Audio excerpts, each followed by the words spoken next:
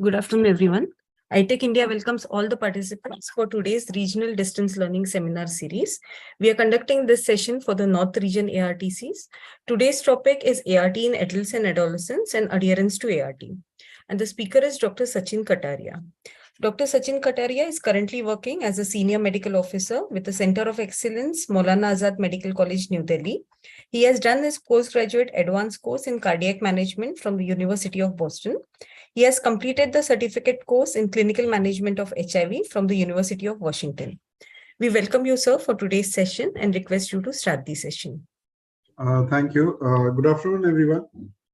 Today, I've been assigned the topic of ART in adults and adolescents and adherence to the ART.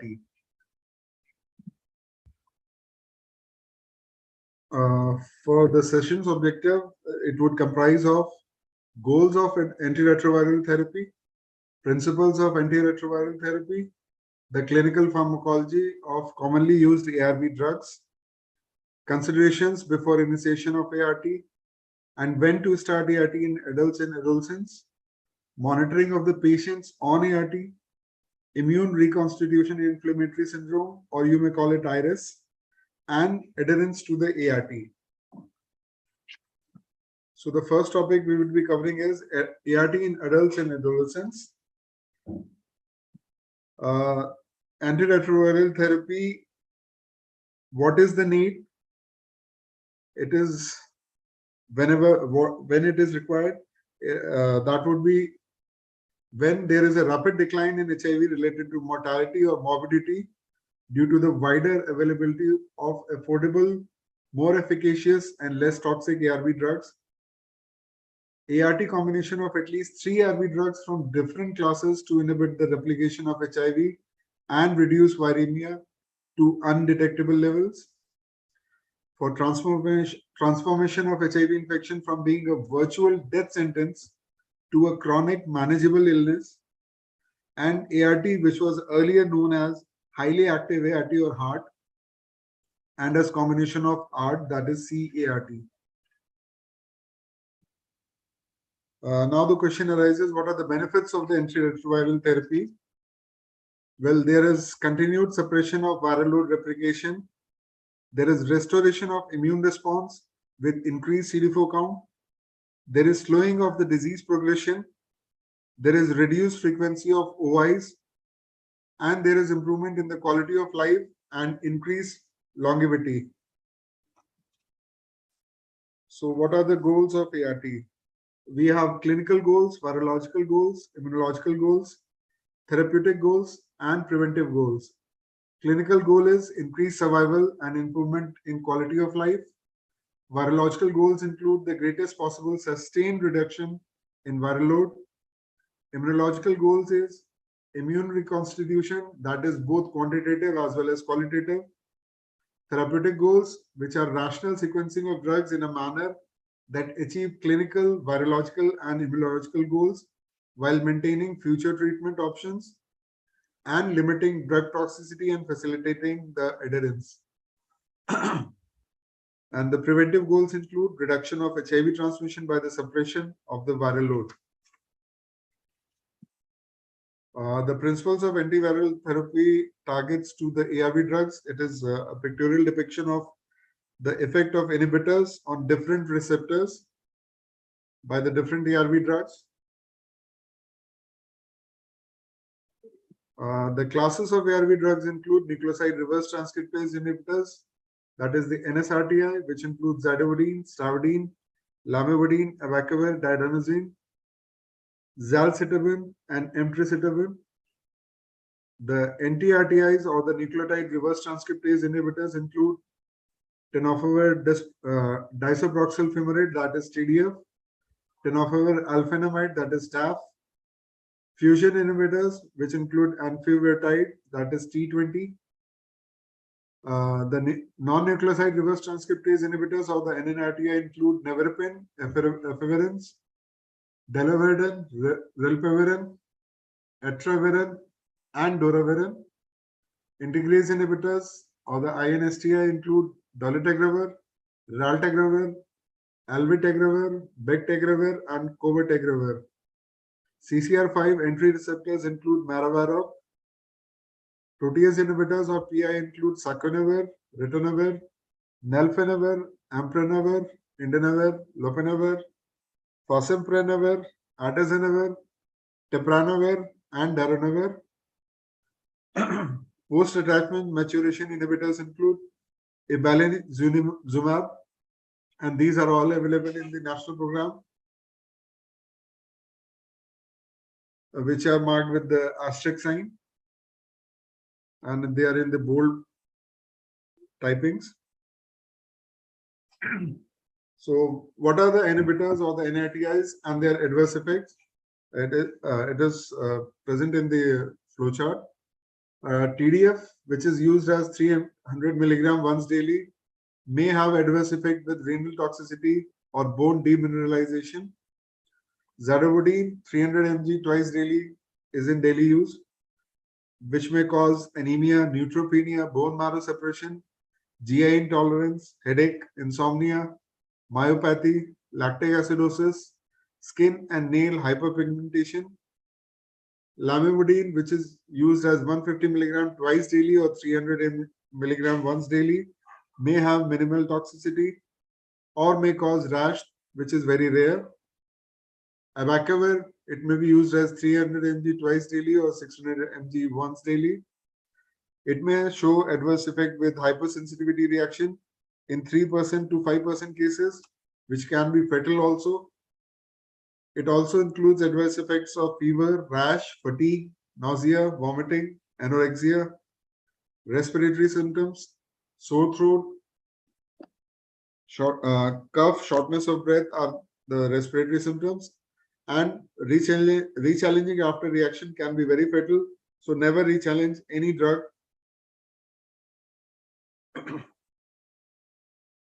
For non-nucleoside reverse transcriptase inhibitors or the NNATIs, and their adverse effect include for the generic efavirenz, it may be used as 600 mg once daily with bedtime administration, which is suggested due to decreased central nervous system side effects.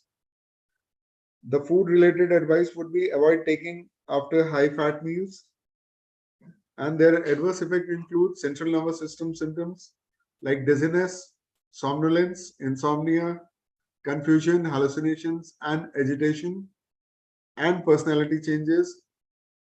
It may have rash, but less common than nevirapine. Nevirapine can be used as 200 mg once daily for 14 days, followed by 200 mg twice daily. It has no food-related advice. Its adverse effect includes hepatitis, which may occur usually within 12 weeks. Sometimes life-threatening hepatotoxicity may be seen.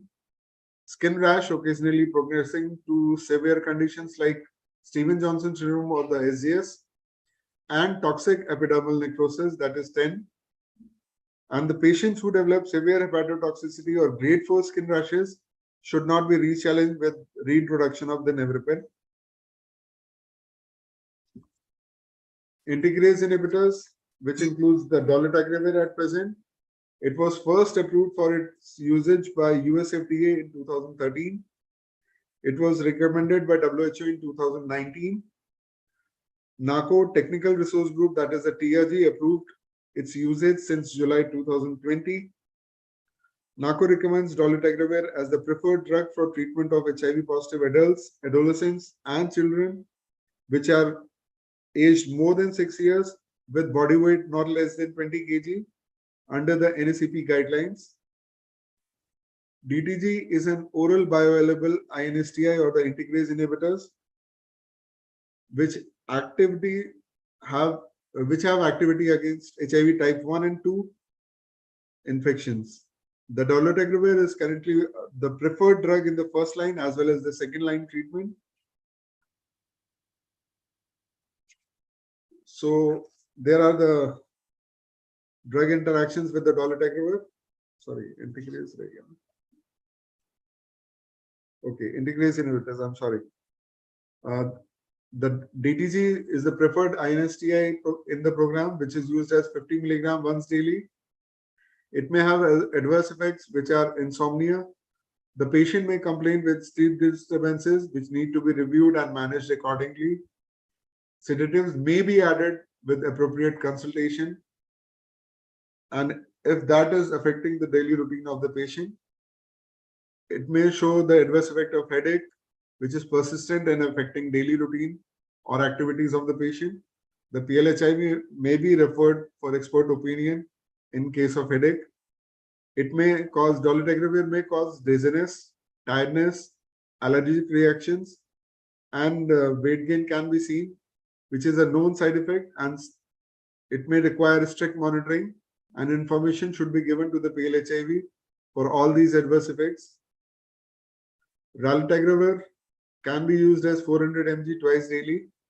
It may show adverse effect with rhabdomyolysis, myopathy, myalgia, diarrhea, fever, rash, SGS or the Stevens-Johnson syndrome, toxic epidermal necrosis, hepatitis, and hepatic failure. And in some cases, it may show insomnia also. The drug interaction with Dolutegravir, the key drug interactions, first is with amodiaquine. In these, an alternative malarial agent can be used if the DTG is being used. Carbamazepine, we can use DTG twice daily or substitute with any other alternative anticonvulsant.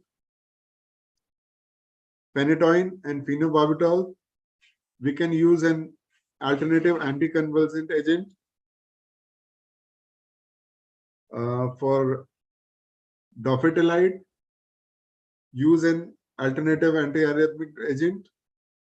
For metformin, we have to limit the daily dose of metformin to 100 mg when used with DTG and monitor glycemic control.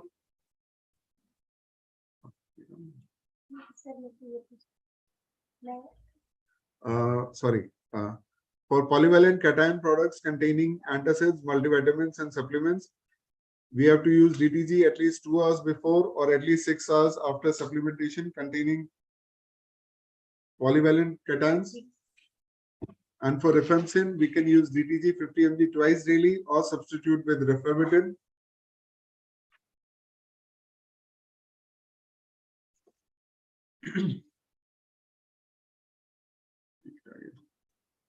Sorry. For generics like atazanavir, ritonavir, the dose is 300 mg of atazanavir and 100 mg ritonavir once daily. They may show adverse effects like unconjugated hyperbilirubinemia, lipid abnormality, hyperglycemia, fat maldistribution, nephrolithiasis, cholelithiasis, or PR may be prolonged. For lopinavir, ritonavir, which is a heat stable tablet, 200 mg lopinavir and 50 mg ritonavir is used, which is a fixed dose tablet and can be used as 2 tablets twice daily. It may show adverse effect with diarrhea, nausea, vomiting, abnormal lipid profiles, glucose intolerance. Darunavir 600 mg twice a day when used with ritonavir 100 mg twice daily. Hepatotoxicity, skin rash, it may be seen in 10% of the cases. Diarrhea, nausea, headache, hyperlipidemia, serum transaminase elevation, and hyperglycemia are its adverse effects. For ritonavir, we can use 100 mg once or twice daily according to the PI to be boosted. The common adverse effects include the GI, which include diarrhea, nausea, vomiting, abdominal pain, which may be upper or lower abdominal pain. For rarely adverse effects seen are in neurological disturbance, which may include paresthesia. So what are the considerations before ART initiation? For management of clinical considerations, the patient should be adequately prepared and informed consent should be obtained from the patient or from the caregiver in case a patient is a minor with signing the consent form. The treatment should be started based on the person's informed decision and preparedness to initiate ART. A caregiver should be identified for each person to provide adequate support. All patients with clinical stage 3 and 4 and those with CD4 less than 350 cells need to be put on CPT. All patients to be screened for TB using the 4S symptoms or the 4 symptom tool. And those who do not have TB need to be started on tuberculosis preventive therapy, that is the TPT, previously known as IPT, isoniazid preventive therapy, in addition to the ART which is being started. OI should be treated or stabilized before commencing the ART. Mycobacterium avium complex, that is the MAC, and progressive multifocal leukoencephalopathy, that is the PML, are the only exceptions in which commencing ART may be the preferred treatment of choice. So what are the managements of clinical conditions before ART initiation? Which may include any diagnosed active infection with fever. For this, action required is diagnose and treat first and then start ART when the patient is stable. For tuberculosis, ART should be started as soon as possible within 2 weeks of initiation of TB treatment, regardless of CD4 cell count among CLHIV or the children living with HIV, except when signs and symptoms of meningitis are present. For pneumocystis pneumonia or the PCP, we treat the PCP first, then start ART when PCP treatment has been completed.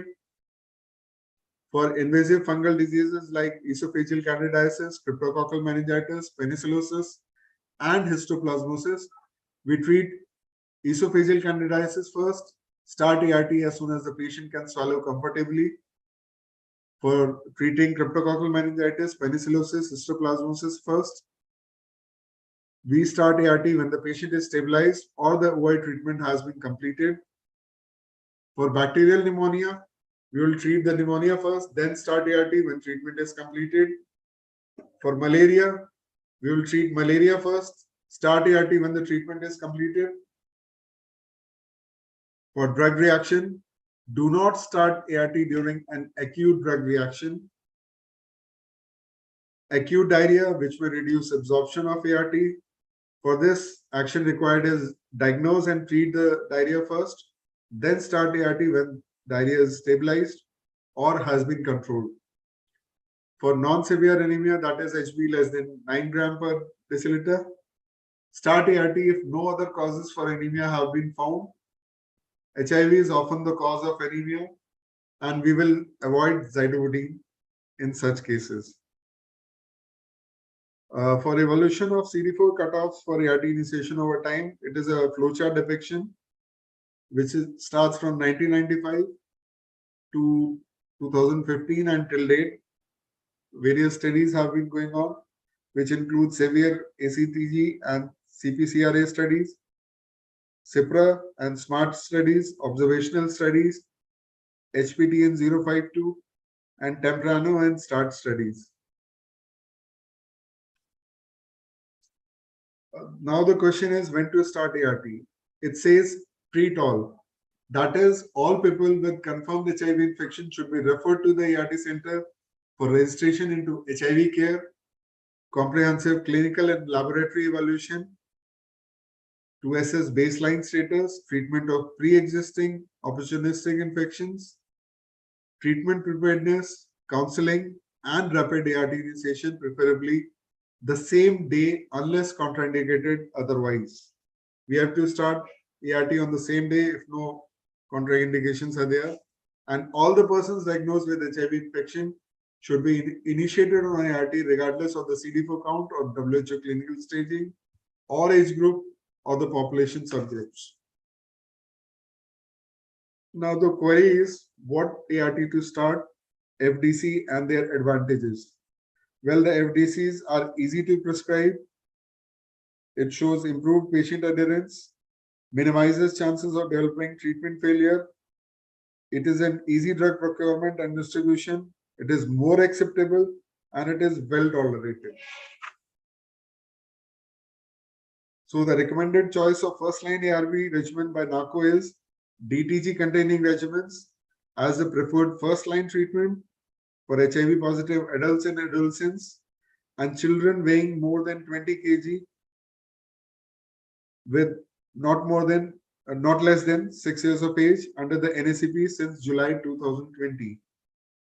The basic principle of first-line ART for treatment-naive adult and adolescents is the patient is to use a triple drug combination from two different classes of ARVs. The first-line ART essentially comprises of an NRTI backbone, preferably non-thymidine, that is tenofovir plus lamivudine, and one INSTI, which is preferably DTG at present.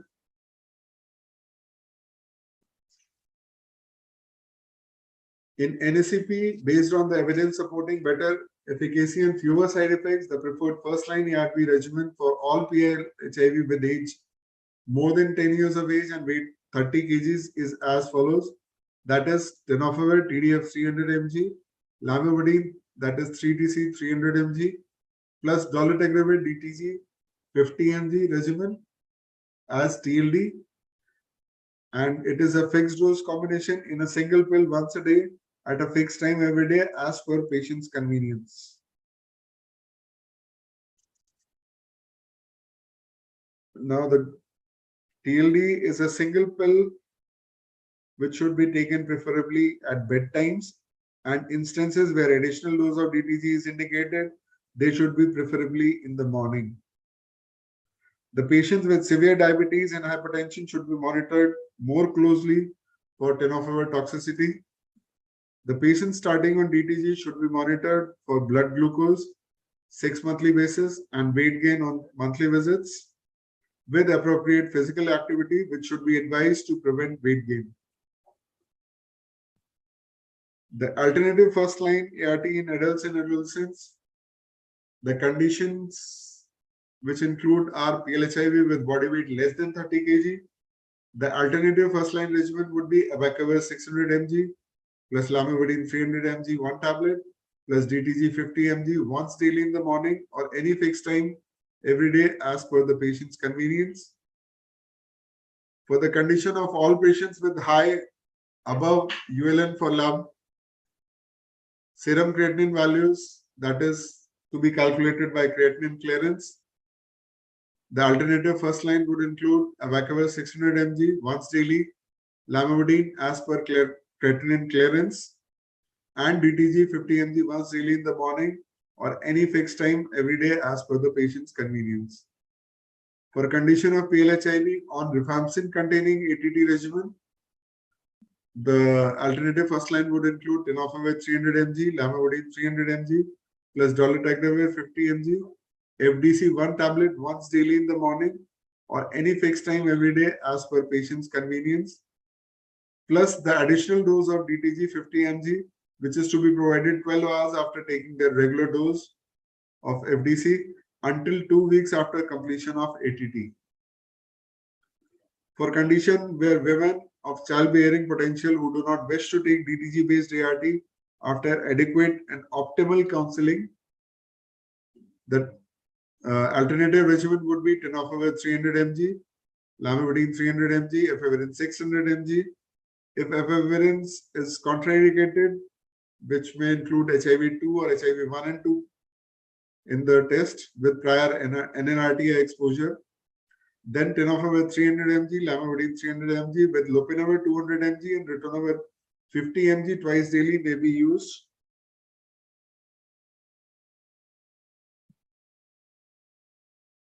Now comes the algorithm for rapid ART initiation in PLHIV. I'm sorry, it's very this will include this. I'm sorry, this would include the symptom screening on day 1 with physical examination, signs and symptoms of the serious illness, if any, which may be or may not be present, followed by comorbid conditions, whether the patient has TB or any other OIs or any other kidney associated symptoms or may have uncontrolled diabetes or hypertension. If these are not present, the readiness assessment can be done with preparedness counseling, with the psychosocial concern of the PLHIV being attended to with comorbidity, substance use, which may involve relevant person like family members, relatives, or peer counselors. And preferably, if can be done on the day one, we can initiate ART. If ART can be dispensed, it can be given for 1 month. Concurrently, we can send the sample for CD4 and other baseline investigations. And within 3 to 6 days, preferably, if the patient is willing, we may follow up with the review of the test results. And ART counselor may call the patients about general well-being and of the patient, and medical officer should have an appropriate management of advanced disease adjustment in ART regimen, which may include the OI prophylaxis or comorbidity management. And if suppose there are any symptoms during the day one, during the physical examination, signs and symptoms management, there may appropriate diagnosis can be managed with expert consultant or referral opinion can be used. Or if any other comorbid conditions are there, ART initiation can be as soon as the appropriate action has been taken for the OIs and the comorbidity.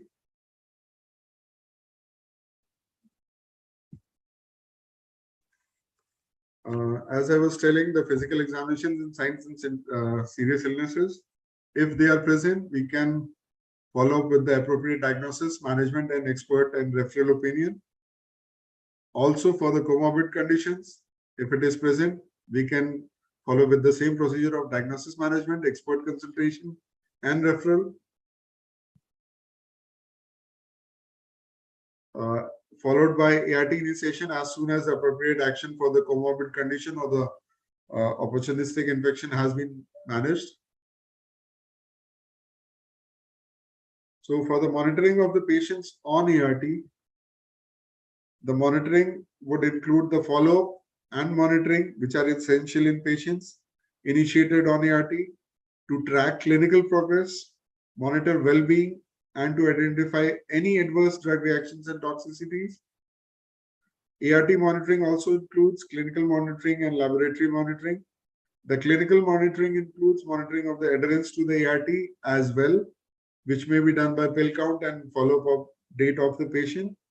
The client should be monitored every month for clinical progress, side effects to the ARV, if any, and for the treatment adherence. The clinical and laboratory evaluation are carried out at specific intervals for patients on ART. For monitoring and follow-up schedule of the patient on ART, the following monitoring tools may be used, which may include body weight, height length in children, which is done at every visit, treatment adherence, that is done at every visit, clinical monitoring and T staging, that is the treatment staging, which can be done at every visit. 4 symptoms TB screening has to be done at every visit. Screening for common NCD or hypertension, diabetes mellitus, it can be done at every 6 months or as and when symptoms are directed. For laboratory evaluation based on the ART regimen, they have to be done or monitored at every 6 months or as and when symptoms are directed. CD4 count has to be done at every 6 months. Viral load is done at 6 months, 12 months, and then consecutively at every 12 months.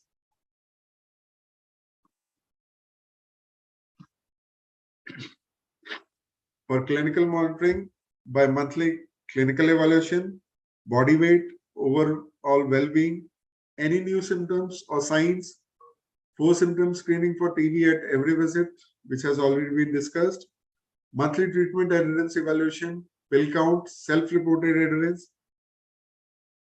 to ART must be assessed at each visit, and adherence must be reinforced through counseling at each visit by the patient. For adverse reactions to the ART and Y drugs can be followed up when they are self-reported or being told to the physician by the patients. Drug-to-drug interactions, look for all concomitant drug use which are prescribed and over the counter. Always look for the iris in the first 6 months. For immunological monitoring, we can do the CD4 testing, which should be done every 6 months. As routine virological monitoring is available, CD4 testing should be done every 6 months and can be discontinued in PLHIV except those which have HIV-2 infection when CD4 count reaches greater than 350 cells at 2 consecutive reports and plasma viral load is less than 1000 copies per ml when both tests are conducted at the same time. CD4 monitoring can be restarted if there is any discontinuation or there is variation in the CD4 or the viral load reports. It can be restarted. Virological monitoring is done at 6 months and 12 months and after ART initiation, and then every 12 months it is being carried out. For PLHIV with plasma viral load report less than 1000 copies ml should continue the same ART regimen. PLHIV with plasma viral load report more than or equal to 1000 copies ml should undergo step-up adherence and counseling for 3 months. For repeat viral load testing should be done once treatment adherence is more than 95% for 3 consecutive months. If repeat plasma viral load is less than 1000 copies per ml, patient has to continue on the same ART regimen. And if repeat plasma viral load is more than or equal to 1000 copies per ml, patient should be referred electronically to SASIP, that is the e-SASIP, for further management or guidance by the higher centers.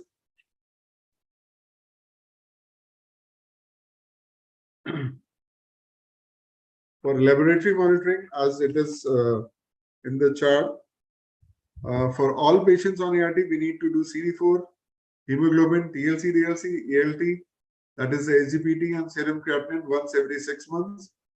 The test for monitoring patients on ART follow-up tests, the drug-specific test frequency is as below.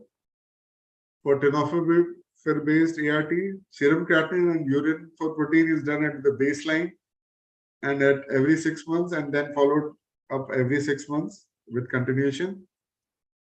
For on-zidovudine-based ART, CBC is done at the baseline, 15 days, first month, third month, 6 months, and then consecutively at every 6 months.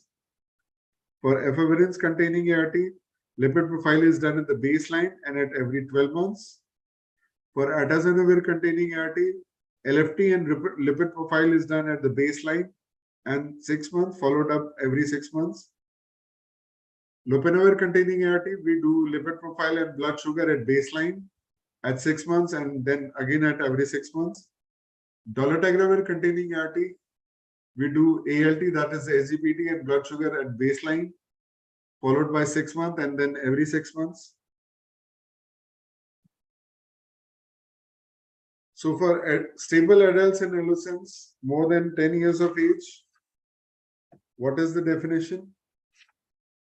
The definition is PLHIV adult and adolescent shall be termed stable if they fulfill the following criteria.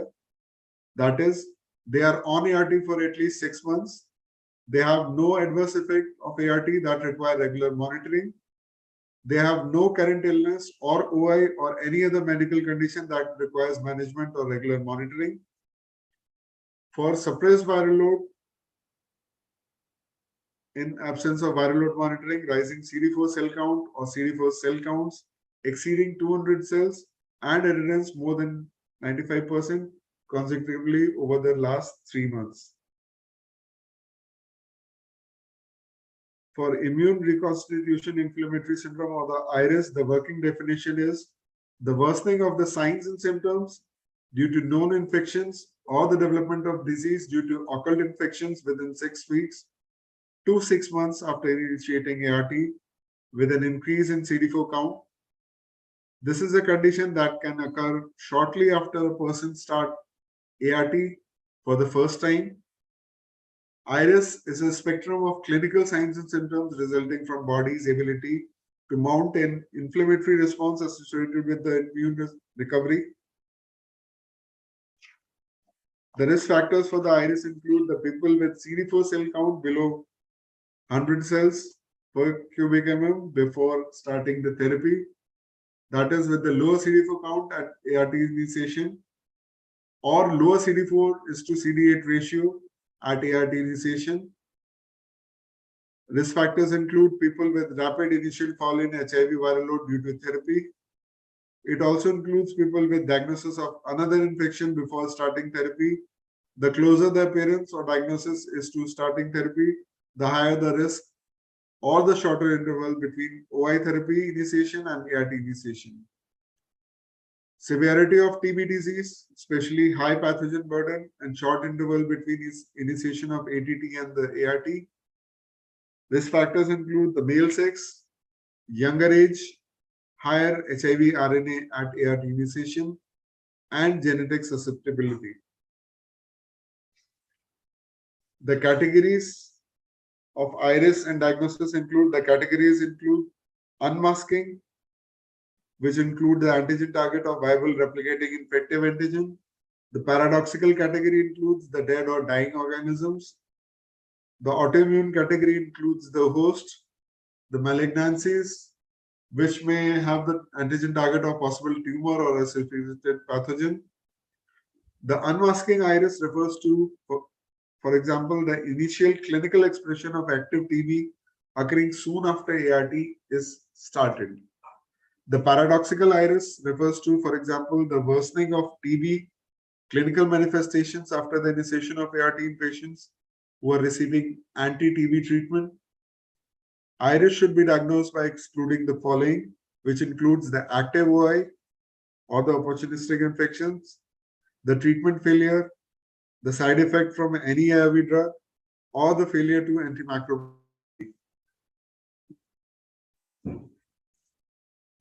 The following can help in the diagnosis of the iris: the temporal association between the initiation of ART and the development of new clinical event, mostly within 3 months.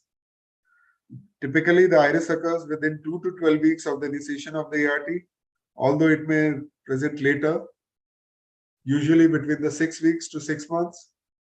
The incidence of iris is estimated to be 10% among all patients in whom ART has been initiated, and up to 25% among those who initiated on ART having CD4 cell count of below 50 cells.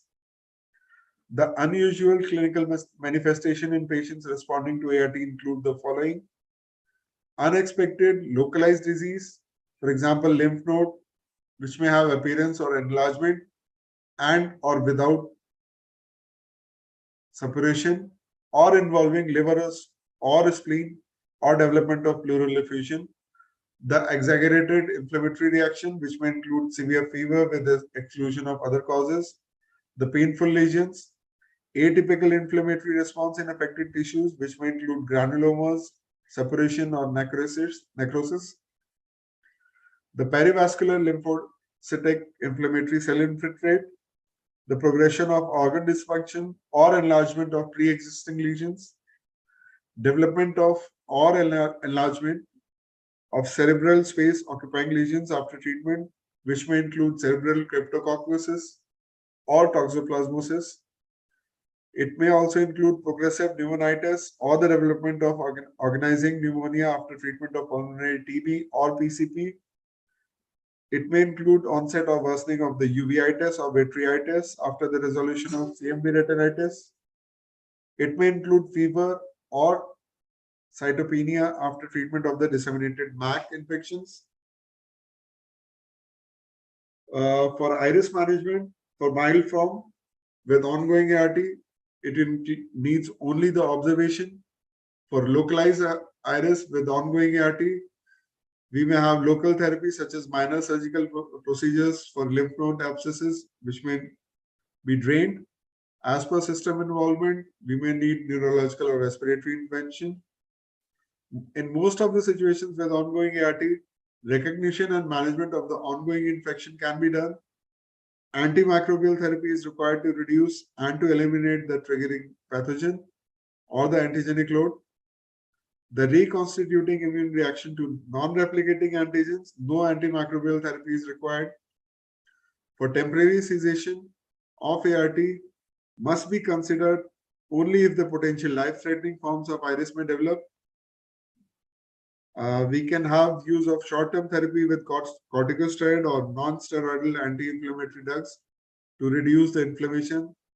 We may use prednisolone with 1.5 milligram per kg orally for 2 weeks, followed by 0.5 for 2 weeks, and then tapering off. The second part would include the adherence to ART. For adherence, it is an extent to which a person's behavior, the taking of medication and following healthy lifestyle, including a healthy diet and other activities, which may correspond with the agreed accommodation of the healthcare providers. Assessing a patient's ART readiness is the first step to successful ART adherence. For ART, a high level of sustained adherence is necessary to first suppress viral load replication and improve immunological and clinical outcomes. Second would include decrease the risk of developing ARV drug resistance. Excuse me. And the third would include reduce the risk of transmitting HIV. The adherence should be assessed and routinely reinforced by everyone in the HIV care team, and each of the patients visit at the ART center. The studies indicate that more than 95% of adherence is required for optimal viral load suppression. Lesser degree of adherence is often associated with the virological failure. For the compliance versus adherence, what is the difference?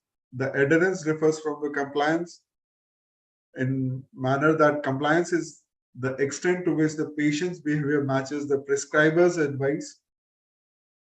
The compliance implies patient's obedience to the physician's authority.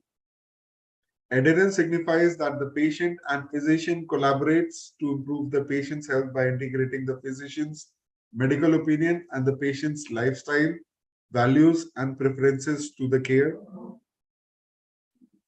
For pregnant and postpartum women, pregnancy-related conditions such as nausea and vomiting may negatively affect the treatment adherence. Other challenges during the period include coping with the diagnosis of the HIV infection, for which many women learn about their HIV infection during the routine antenatal screening. The concerns about the ART affecting the health of the fetus, the pill burden, the number of pills the patient may have to take, the number of clinic visits during the pregnancy, which are on and off routinely done, the fear of disclosure of HIV status to the partners, and long waiting times at the clinics. For adolescents living with HIV or the ALHIV, the challenges faced include a potentially large pill burden if they are treatment experienced, stigma and fear of disclosure, concerns about safety and of medication, the adverse effects from the ARVs, peer pressure and perceived need to conform, need remembering to take medications, inconsistent daily routine, depression and substance use have also been shown to present challenges in the adolescents. For infants and children, the special challenges include limited choice of pediatric formulations, poor palatability of liquid formulations, high pill or liquid volume burden, large pill size, frequent dosing requirements, dietary restrictions, loss of primary caregiver, difficulties in swallowing the tablets, and adverse effects may also affect the adherence of the child or the infant. So the counseling for treatment preparation and adherence, the step one would include establishing a rapport and a relationship of trust with the patient, provide necessary information and guidance, encourage peer participation and help identify treatment support persons, encourage disclosure to an identified family member, encourage positive living, and positive prevention, provide information about cough hygiene and for TB prevention, perform 4S screening, develop an individual treatment plan fitting ART into patient's lifestyle, daily events, and identifying treatment reminders, assess patients' readiness for and commitment to ART. Readiness to commence ART may be assessed by the following: ability to attend ART center regularly and not miss appointments, ability to take OI prophylaxis, that is the CPT or the cotrimoxazole, ability to complete full course of TB therapy if patient co-infected with TB, list barriers to adherence and develop strategies to overcome these barriers, which may vary person to person or the patient to patient. Also ensure adequate understanding of ARV drugs, adverse effects. There should be strict adherence to the treatment. The recommended regimens should be more than 95% to avoid development of ARV drug resistance. If patient is having any difficulty in adhering to regular doses, reinforce adherence counseling. Enlist the community outreach teams and peer support groups of PLHIV as and when appropriate. Inform that treatment is lifelong. The step 1 further includes the timing of drug intake is critical.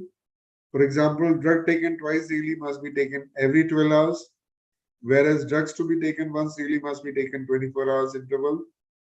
Missed doses can be taken up for 6 hours later in a twice daily regimen. If more than 6 hours elapse, skip the dose and takes the next normal dose on time. If the pill of a once daily regimen is TLE or TLD, which is missed, then it should be taken as soon as the patient remembers within 12 hours. Dietary requirement of ARV drugs. Some drugs are taken with food, some on an empty stomach. Fatty food needs to be avoided before some drugs, and some may require an increased intake of water.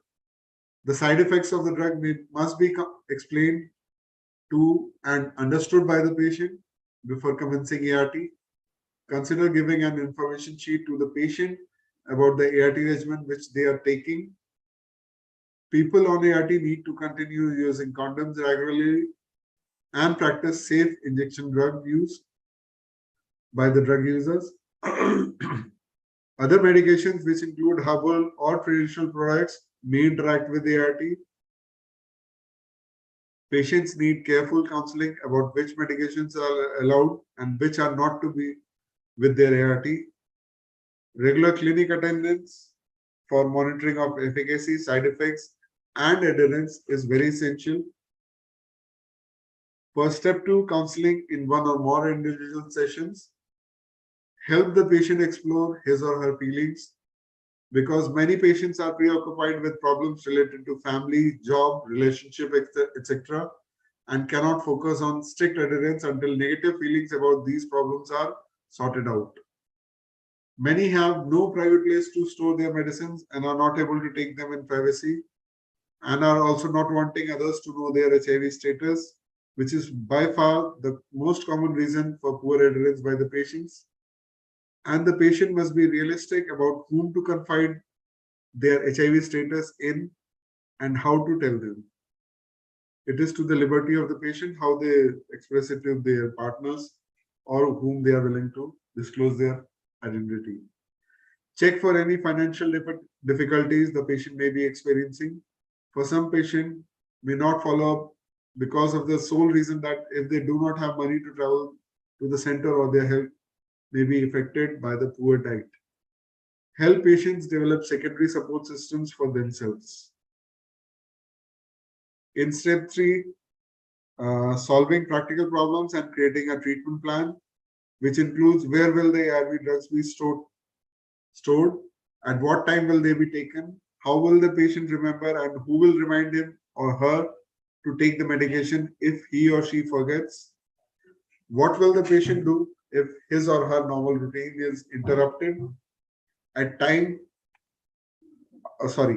should be agreed upon to meet or telephone the patient within a few days of starting ART to discuss any problems. If patients cannot keep the appointment, sorry, counselors should make phone calls and arrange home visits through CSC. So the checklist to be used for identifying treatment adherence. The checklist includes one-time pill pickup, number of doses missed since the last visit, whether doses are taken at correct time interval, and if not, ask about the delay in hours and the reason for missing, incorrect dosing and non-adherence may be inquired, and the timing and dosage of concurrent medicine can be taken into consideration for the treatment adherence. Now the question arises, how to calculate the adherence? Well, the simple formula is for adherence in percentage, the total number of pills the patient has actually taken divided by total number of pills he should have taken in that period multiplied by 100, which equals to number of pills given to the client minus the number of pill balance in the bottle divided by number of pill client should have taken.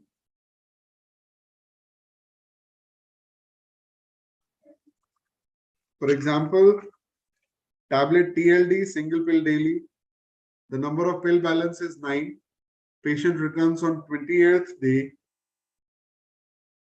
The adherence calculation would be 30 minus 9 divided by 28, which should be the tablet taken, multiplied by 100, which comes to 75%.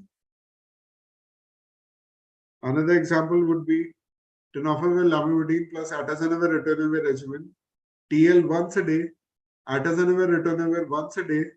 Patient returns on 32nd day with pill box remaining. Tablet tenofovir lamivudine is nil. Atazanavir ritonavir left is 1 tablet. So the TL adherence would be 30 minus 0 divided by 32 into 100. That is 30 divided by 32 into 100, which is equal to 94%. For atazanavir ritonavir, the adherence would be 30 minus 1 divided by 32, which he should have taken, into 100, which is equal to 29 that he should have taken, and he is following up on 32 days, which equals to 91% of adherence.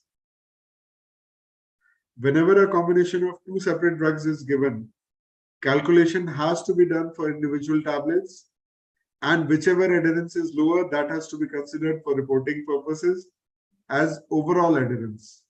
Hence, overall adherence in this patient is 91%.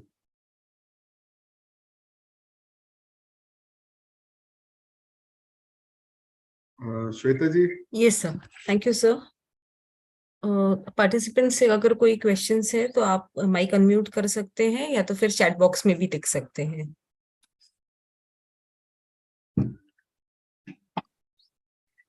किसी को कोई सवाल पूछना है इस session के बारे में?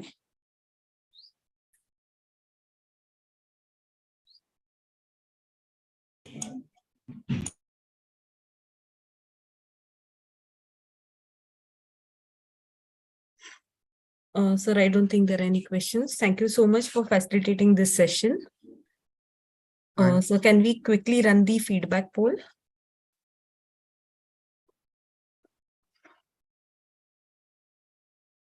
Kiran sir, can we have the feedback poll?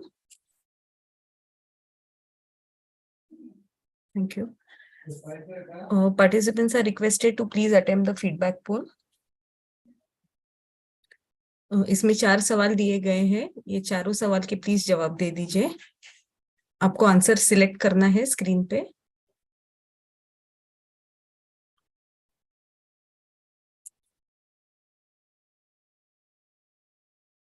So please allow me to share my screen.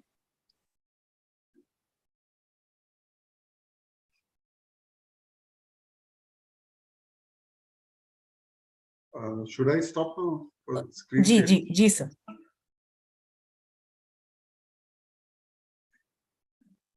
Thank you.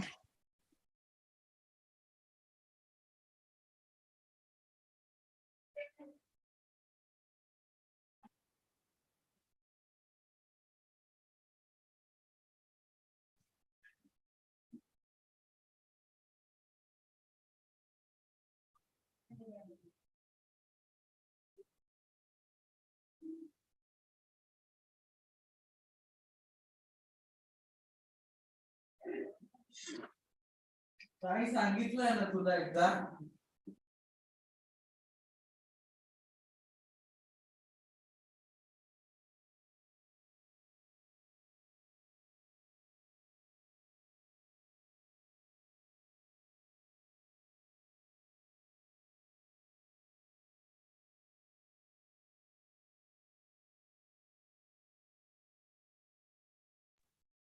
All the participants are requested to please attempt the feedback poll.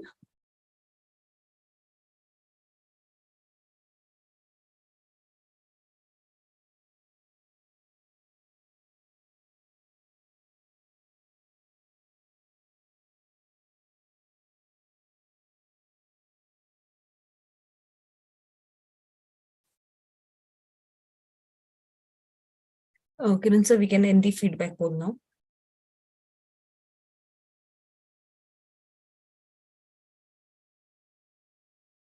Thank you to all the participants for participating in this session. The next session will be held on Tuesday, that's 3rd January.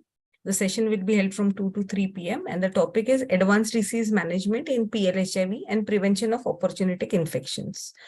सभी senior medical officers and medical officers से निवेदन है कि उन्हें pre test and post test questionnaires भरने हैं. इनके link आपको सीओई पीसीओई की ईमेल्स में मिल जाएंगे और ये आपको एक तो प्री टेस्ट है जो 2:15 बजे से पहले भरना है और पोस्ट टेस्ट 2nd डे तक भरना है. अभी हमारे यहाँ पे कुछ 70 पार्टिसिपेंट्स थे पर प्री टेस्ट सिर्फ 20 लोगों ने भरा है. तो प्लीज नेक्स्ट सेशन से याद रखिए कि सभी ने पहले प्री टेस्ट भरना है और फिर सेशन अटेंड करना है. अगर सीनियर मेडिकल ऑफिसर या मेडिकल ऑफिसर उपलब्ध नहीं है तो उस टाइम पे स्टाफ नर्स या काउंसलर वो प्री टेस्ट भर सकते हैं. Yes, thank you. Also, can we end the session now? Thank you so much. Thank you so much, sir.